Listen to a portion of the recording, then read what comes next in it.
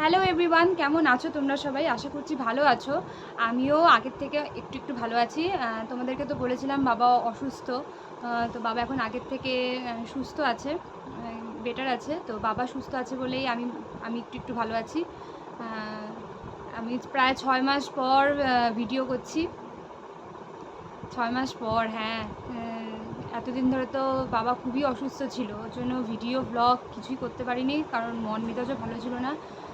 তোমরা তো সবটাই জানো, তোমাদেরকে তো সবটাই বলেছি। তারপরে আস্তে আস্তে এখন আমার মাম এসছে, তো মাম মানে আমার ঠাকুমা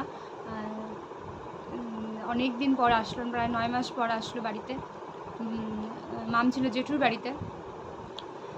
তো ছোটো ছোটো ক্লিপ কিছু ভিডিও তুলেছি, তোমাদের সাথে অবশ্যই শেয়ার করব। আর তার আগে কিছুদিন আগে গেল রাখি পূর্ণিমা, তো সেখানেও আমি কিছু ভিডিও তুলেছি, তো তোমাদের সাথে সেটাই শেয়ার করব। আস্তে আস্তে ইচ্ছা আছে ব্লগ দেওয়ার, দেখা যাক কী হয় এখন। তো তোমরা দেখতে থাকো।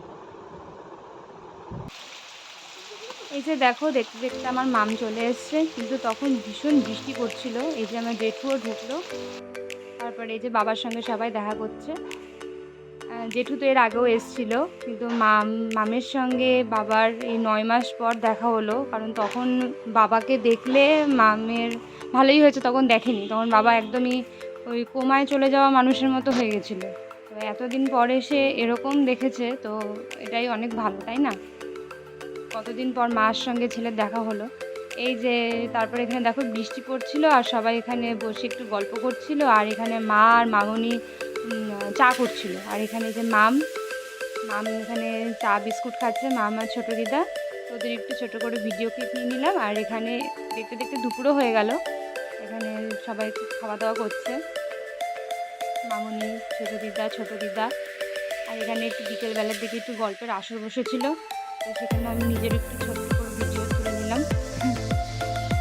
বেশ ভালোই লাগে, দেখতে দেখতে সময়টাও চলে গেল। তারপর ওদের যাওয়ার সময় হয়ে গেল। ওরা এসেছিল 11টা-12টার দিকে, তারপরে বিকেল 5টারও আগে বেরিয়ে যায়। এই যে জেঠু আমাকে টাটা করছে। ওরা আগে চলে গেল, কারণ তখন রাস্তায় মিছিলের জন্য একটু সমস্যা হচ্ছিলো, ওর জন্য আর কি চলে গেছে। আর এই যে মামের সঙ্গে আমি কথা বলছিলাম, চলে এসেছি পরের দিন সকালবেলার ভিডিও এটা। আমি পুজো দিতে ঠাকুর ঘরে।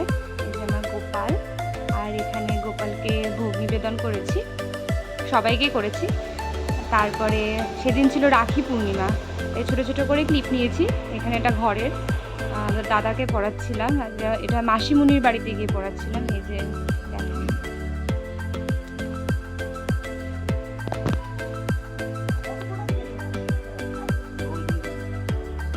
কিন্তু ধান দুটো অল্প অল্প দিস ভাইদের, আবার বন্ড তো দেওয়া লাগবে।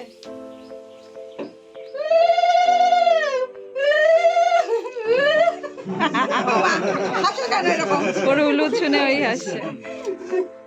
উলু দিতে হবে না, এমনিতে পড়া। উলু দিতে লাগবে। ওই চশমাটা দাও দেখি। ঢঙের জ্বালায় দেখো কি করবে।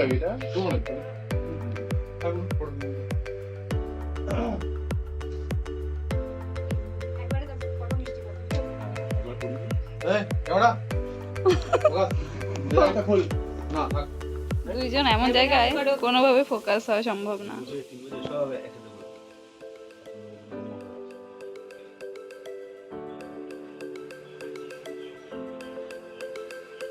কালা একটা জামা পুরো চোখেই দেখা যায়।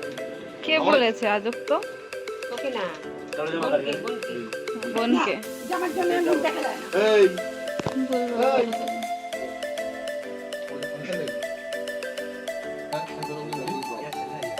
হ্যাঁ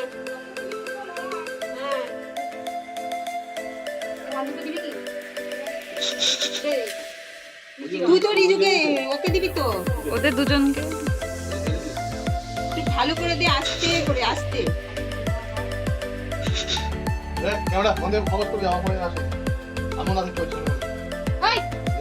আরে দেশের কথা বলছি। দাঁড়া,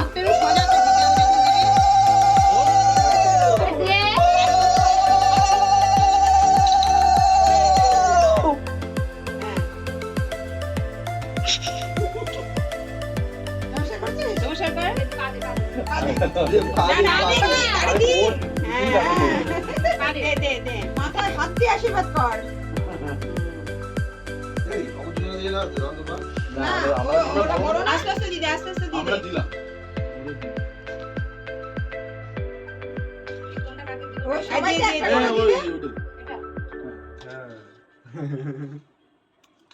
এবার শোনা, তুই কোনটা নিবি? বলো বলো হ্যাঁ ওওয়ালা। ওওয়ালা। বকড়ে গেছে ওটা তো তোরা খাওয়াই দেবে রে। আমি একটা পরে খাবো তোরা একটু ওরা খাওয়া। এটা খাবি নাকি খাবার খাবি না থাক, ওকে আবার পরে খাবি তো। পরে খাওয়াবি খোঁজ করে। ওই যে এখন আবার ধান দেবো হবে তো উল্টো। Happy birthday. এটা তো এক তরফের হলো, আবার আরেক তরফ আছে তো। হ্যাপি বার্থডে হবে আবার। দে দে পান খাই এ প্রচুর পালা তো। এ প্রচুর দীপ, তোর এটা ভারী অন্যায়, বুঝলি দীপ? ও দাদা তুই ছোট মানুষ।